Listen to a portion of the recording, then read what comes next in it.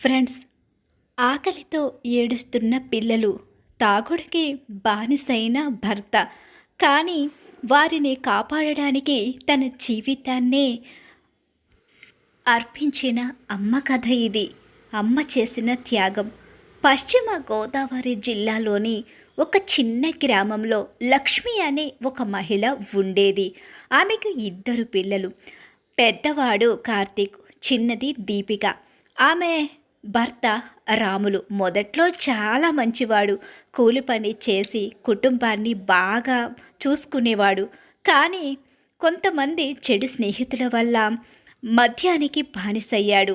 మొదట్లో అప్పుడప్పుడు తాగేవాడు. తర్వాత ప్రతిరోజు తాగడం మొదలుపెట్టాడు. ఇంట్లో పిల్లల ఆకలిని కానీ భార్య ఏడుపుని కానీ దేనిని పట్టించుకునేవాడు కాదు. సంపాదించిన డబ్బంతా మద్యానికే తగలేసేవాడు. ఒకరోజు రాత్రి లక్ష్మి పిల్లలకు అన్నం పెట్టడానికి పాత్రలు తెరిచింది. కానీ ఇంట్లో ఒక్క గింజ బియ్యం కూడా లేవు. అప్పుడు దీపిక వచ్చి, "అమ్మ, నాకు చాలా ఆకలిగా ఉంది" అని ఏడ్చింది. ఆ మాట విన్న లక్ష్మి గుండె పగిలిపోయింది. ఆమె బయటికి వెళ్ళి తన చేతికున్న గాజులు తీసి గ్రామంలోని దుకాణంలో అమ్మేసింది. వచ్చిన డబ్బుతో కొంత బియ్యం కొనుక్కొనొచ్చి పిల్లలకు భోజనం పెట్టింది. "అమ్మ, నీ గాజులెక్కడా?" అని కార్తీక్ అడిగాడు. లక్ష్మి నవ్వుతూ, "నాకు అవి నచ్చలేదు, బంగారం" అని చెప్పింది. కానీ ఆమె కళ్ళల్లో కనిపించిన నీళ్లు మాత్రం నిజం చెబుతున్నాయి. రోజులు గడుస్తున్న కొద్దీ కష్టాలు పెరిగాయి. ఉదయం 4 గంటలకు లేచి ఇళ్లలో పనిచేయడం, మధ్యాహ్నం పొలాల్లో కూలి పనిచేయడం, రాత్రి ఇంటికి వచ్చి పిల్లలకు చదువు చెప్పడం, అదే ఆమె జీవితం అయ్యింది. ఒకరోజు స్కూల్ నుండి కార్తీకు బాధ ఇంటికైతే వచ్చాడు. "అమ్మ, రేపట్లోగా ఫీజు కట్టకపోతే నన్ను స్కూల్కి రానివ్వరంట" అన్నాడు. ఆ మాట విన్న లక్ష్మి రాత్రంతా నిద్రపోలేదు. ఆలోచిస్తూనే ఉంటుంది. తన దగ్గర డబ్బు లేదు, ఎవ్వరూ అప్పు కూడా ఇవ్వలేదు. మరుసటి రోజు తన పెళ్లి సమయంలో తల్లి ఇచ్చిన బంగారు గొలుసుని అమ్మేసింది. ఆ గొలుసు ఆమెకి చాలా ఇష్టం. ఎన్నో జ్ఞాపకాలు దానితో ముడిపడి ఉన్నాయి. కానీ తన కొడుకు చదువు కోసం ఆ గొలుసును కూడా వదులుకుంది. ఫీజు కట్టిన తర్వాత కార్తీకు సంతోషంగా నవ్వాడు. ఆ నవ్వు చూసి లక్ష్మి తన బాధను మర్చిపోయింది. ఒకరోజు రాములు మద్యం తాగి ఇంటికి వచ్చి, "నీ వల్లే నా జీవితం ఇలా అయ్యింది" అంటూ లక్ష్మిపై అరిచాడు. పిల్లల ముందు ఆమెను అవమానించాడు. అప్పుడు కార్తీకు కోపంతో, "నాన్న, అమ్మని ఎందుకు అలా బాధ పెడుతున్నావు" అన్నాడు. లక్ష్మి వెంటనే, "నాన్నతో అలా మాట్లాడకూడదు బంగారం" అంది. ఎంత బాధ పెట్టినా భర్తను గౌరవించడమే ఆమెకి తెలుసు. కొన్ని సంవత్సరాలు గడిచాయి. కార్తీకు 10వ తరగతిలో జిల్లా ఫస్ట్ వస్తాడు. అందరూ అభినందించారు. కానీ ఆ రోజు లక్ష్మి ఇంట్లో ఒంటరిగా కూర్చుని ఏడ్చింది. సంతోషంతో కాదు, తన కొడుకు విజయం చూడడానికి. తాను ఎన్ని కష్టాల్ని ఎదుర్కొందో ఇవన్నీ తనకి గుర్తుకొచ్చి బాధ, సంతోషం రెండూ కలుగుతాయి. ఆ రోజు రాత్రి కార్తీకు, "అమ్మ, నేను పెద్ద డాక్టర్ అవుతాను, నిన్ను రాణిలా చూసుకుంటాను" అన్నాడు. ఆ మాట విని లక్ష్మి చిరునవ్వు నవ్వింది మెల్లగా. కాలం గడిచింది. కార్తీకు మెడిసిన్ చదవడానికి సీటు సాధించాడు. కానీ ఫీజు చాలా ఎక్కువ. లక్ష్మి దగ్గర డబ్బు లేదు. అప్పుడు ఆమె తన ఇల్లు కూడా తాకట్టు పెట్టింది. గ్రామంలోని వాళ్ళు, "అమ్మాయి పెళ్లి చేయాలి, కొడుకు చదువు కోసం ఇంత కష్టమా" అని మాట్లాడుకున్నారు.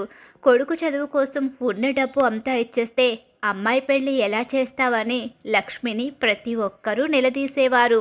కానీ లక్ష్మి మాత్రం అవేమీ పట్టించుకోకుండా ఒక నవ్వు నవ్వి అక్కడి నుంచి వచ్చేసేది. "నా పిల్లల భవిష్యత్తే నా ఆస్తి" అని తను అనుకునేది. సంవత్సరాలు గడిచాయి. కార్తీకు డాక్టర్ అయ్యాడు. దీపిక ఇంజనీర్ అయ్యింది. ఆ రోజు ఇద్దరు ఉద్యోగాలు సాధించి ఇంటికి వచ్చారు. లక్ష్మి కళ్ళల్లో ఆనంద బాష్పాలు కనిపించాయి. ఆమె ఎన్నాళ్ల నుంచో ఎదురు చూస్తున్న రోజు అది. కానీ అప్పటికే ఆమె ఆరోగ్యం పూర్తిగా దెబ్బతింది. ఎన్నో సంవత్సరాల కష్టం, ఆకలి, నిద్రలేని రాత్రులు అన్నీ కలిసి ఆమె శరీరాన్ని బలహీనంగా మార్చేశాయి. ఒకరోజు ఆమె ఆసుపత్రిలో చేరింది. డాక్టర్ అయిన కార్తీకు తన తల్లిని చూసి కన్నీళ్లు పెట్టుకున్నాడు. అమ్మా, మమ్మల్ని ఇంత పెద్దవాళ్ళని చేశావు, కానీ నీ కోసం మాత్రం ఏమీ చేసుకోలేదు అన్నాడు. దీపిక కూడా ఏడుస్తూ, అమ్మా, మేము సంపాదించిన ఆనందాన్ని నువ్వు ఇంకా చూడాలి అంది. లక్ష్మి బలహీనంగా నవ్వింది. మీ ఇద్దరు మంచి మనుషులుగా పెరిగారు. నాకు అంతకంటే పెద్ద సంతోషం ఏదీ లేదు. మంచిగా అలాగే గొప్పగా విజయాన్ని సాధించారు. నేను కష్టపడ్డదానికి నాకు ఎంతో గొప్ప బహుమతినిచ్చారు. నాకు ఇంతకు మించిన ఆనందం ఏముంటుంది? కొన్ని రోజుల తర్వాత ఆమె పరిస్థితి మరింత విషమించింది. చివరిసారిగా తన పిల్లల చేతులు పట్టుకొని ఎప్పుడూ కలిసే ఉండాలని, ఒకరినొకరు వదిలిపెట్టకుండా ఇద్దరూ సంతోషంగా ఉండాలని వాళ్లను దీవిస్తుంది. తలపై చెయ్యి పెట్టి వాళ్ళిద్దరికీ ఒక మాట చెప్తుంది. మీ నాన్న మనల్ని వదిలేసి వెళ్ళిపోయాడు. ఆ రోజు నుంచి మనము ఎన్ని కష్టాలు పడ్డామో మనకి తెలుసు. అయినా సరే జీవితంలో గొప్పగా ఎదిగారు.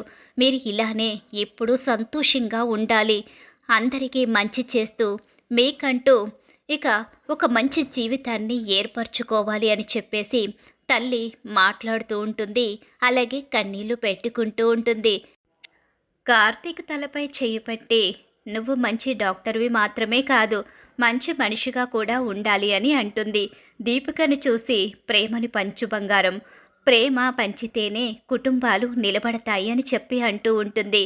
ఆ తర్వాత నెమ్మదిగా కళ్ళు మూసింది. ఆ రోజు ఆసుపత్రి గది అంతా నిశ్శబ్దంగా మారిపోయింది.